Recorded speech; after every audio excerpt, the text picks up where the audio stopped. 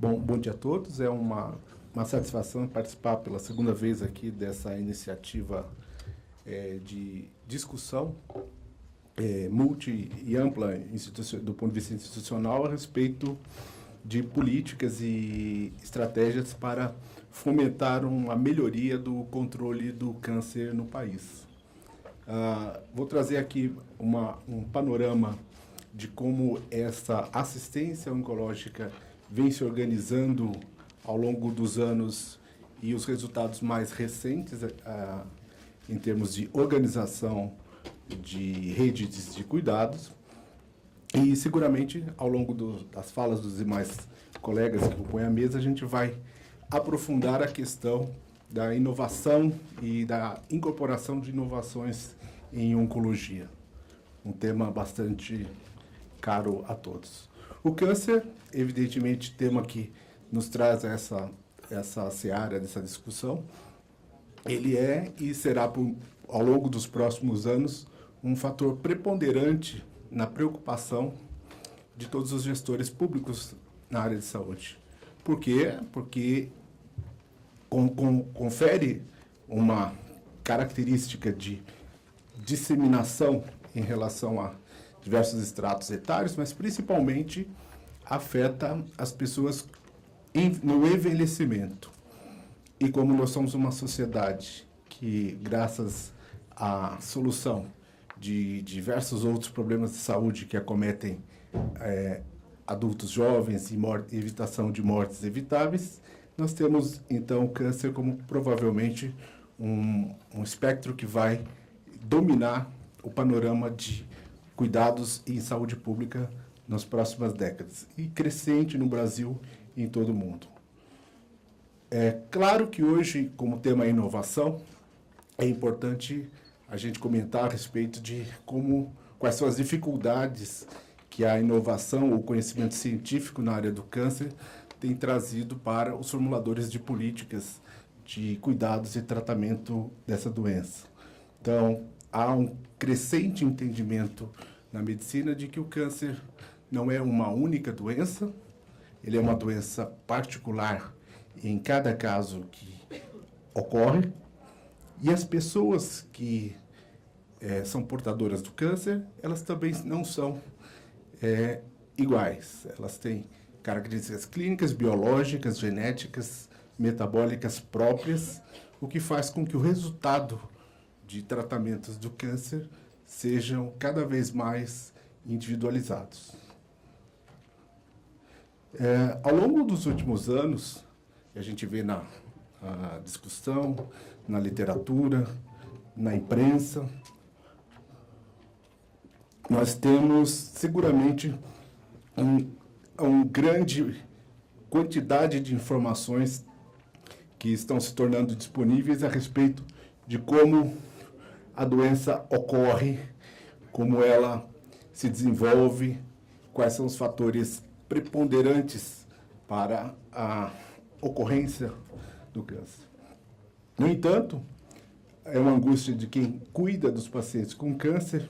Boa parte desses conhecimentos ainda não se traduzem em efetivas intervenções que reduzam a morbidade, a mortalidade da doença. Então, há um grande acúmulo de conhecimentos e seguramente isso vai fazer avançar a medicina nos próximos anos, mas ainda há um gap, há um intervalo que cada vez mais todos em sociedade temos que trabalhar para preencher e trazer esses conhecimentos científicos para intervenções de uso clínico. Esse progresso, ele pode ser muito bem identificado por dados de estudos epidemiológicos, que mostram que, ao longo das últimas décadas, a mortalidade por câncer nos países industrializados, a mortalidade tem reduzido. Hoje, pelo menos metade dos casos de câncer são passíveis, com diagnóstico e intervenção terapêutica adequada, a lograr uma sobrevida longa, uma cura dessa doença. E quando essa doença não é curável, também as intervenções médicas propiciam maior qualidade de vida. Isso é fato. No entanto, não tem sido, como aquele gráfico ilustrava anteriormente, um progresso rápido na medida do que anseia a sociedade. Então, do ponto de vista de tratamento, grande parte dos novos tratamentos experimentais, eles falham em demonstrar, em experimentos clínicos, vantagens significativas para os pacientes. São milhares de estudos realizados todos os anos e, infelizmente, poucos resultam em produtos que têm sucesso do ponto de vista de melhorar a vida das pessoas.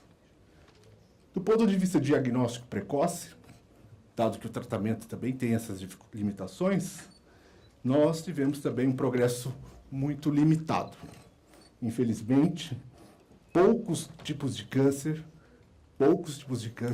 são passíveis de diagnóstico precoce. Aquela condição ideal em que você trata o paciente com menor custo e com maior eficácia. A prevenção, ou seja, evitar o câncer, o que seria talvez o mais desejado, ele esbarra nas questões de natureza culturais. São hábitos de vidas que são considerados nocivos à saúde e que são amplamente conhecidos na sociedade, mas eles não têm diminuído na velocidade que poderia acontecer, porque depende de intervenções pessoais, decisões de cada um no seu fórum íntimo a respeito de tabagismo, atividade física, tipo de alimentação, prática de exercícios. Então, a prevenção depende de cada um. Está ao alcance de cada um, não é o Estado, não é o governo, não são as sociedades médicas que podem avançar em relação à prevenção do câncer. E o envelhecimento, todos nós queremos não morrer de causas externas, de acidente, de violência, todos nós procuramos levar uma vida saudável, mas o envelhecimento acarreta mutações, acúmulo de alterações no genoma das células, e isso propicia o aparecimento de câncer. Então, por isso, o câncer vai continuar aumentando em toda a sociedade. O custo dessas inovações, ou desse aparato necessário para o tratamento de câncer, nós ouvimos aqui, por alto, um depoimento local, depoimento do Brasil, de quanto custa isso. Então, o Hospital de Câncer de Barretos, um centro que trata 4.000 pacientes por ano. O Dr. Prata colocou aqui que ele precisa de um orçamento de 500 milhões de reais por ano para manter a estrutura com o seu nível de excelência. 500 milhões de reais por ano para tratar 4.000 pacientes.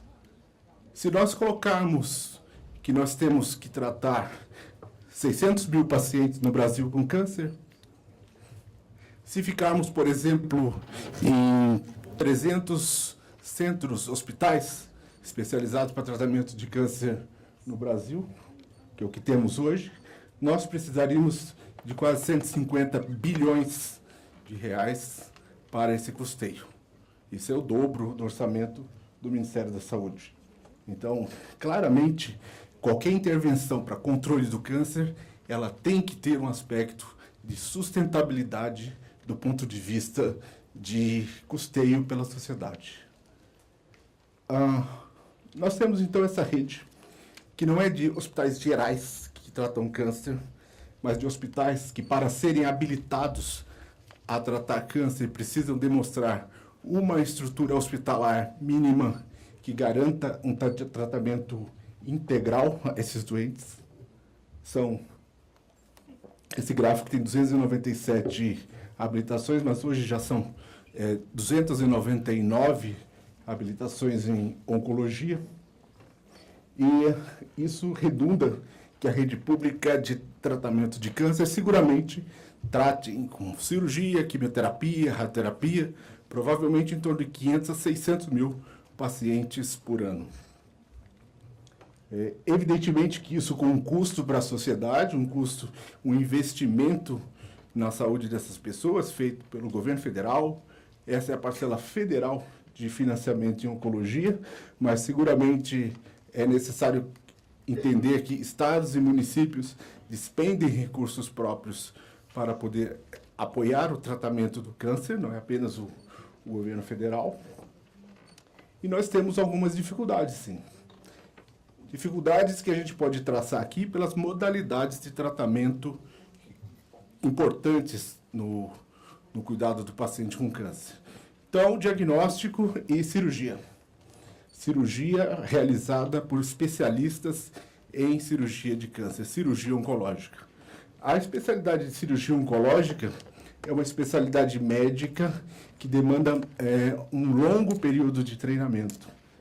E nós temos uma situação hoje no Brasil que não temos grande atratividade para médicos perseguirem essa especialidade em função dos modelos de remuneração, modelos de pagamento pela atividade médica no país. Esses profissionais, eles desempenham o seu trabalho a contento e logram bons resultados, curam a maior parte dos cânceres que são curados pela intervenção cirúrgica. Eles curam, mas depende de uma estrutura hospitalar complexa que possa apoiá-los no seu trabalho. É uma estrutura que envolve métodos de imagem, métodos diagnósticos de biópsias e materiais especiais utilizados para o tratamento cirúrgico. A gente ouviu aqui que colocar um robô para fazer cirurgia minimamente invasiva para pacientes de câncer esbarra na dificuldade em custear, em pagar pelos insumos, pelos materiais especiais que este equipamento requer. Então, tudo isso tem um custo muito alto para se realizar. E, evidentemente, que a cirurgia oncológica ocorre em hospitais que têm uma retaguarda de UTI, de atenção especializada de outras áreas, que permitam o seu tratamento.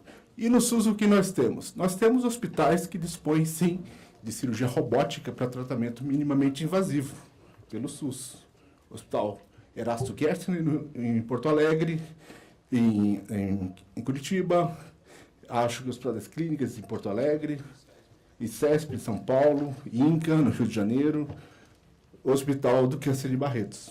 Fazem cirurgia robótica para tratamento minimamente invasivo em pacientes do SUS. No entanto, a maior parte dos cirurgiões oncológicos se deparam com estruturas depreciadas e que trabalham em limitadas condições de realizar a contento o seu ato cirúrgico. E não precisa ir longe, na capital do país, nós vemos no jornal histórias a respeito de pacientes que não são operados porque não têm grampeadores cirúrgicos, dispositivos de sutura, porque não têm insumos mais básicos. Então, evidentemente que a organização e a gestão desses estabelecimentos de saúde é central para se ter capacidade de que um especialista desenvolva o seu trabalho e possa ajudar no tratamento do câncer. Radioterapia. Radioterapia é outra modalidade importante, porque quando o câncer não é curável por cirurgia, ela ajuda muitas vezes a eliminar o tumor. E aumenta a chance de cura em várias doenças.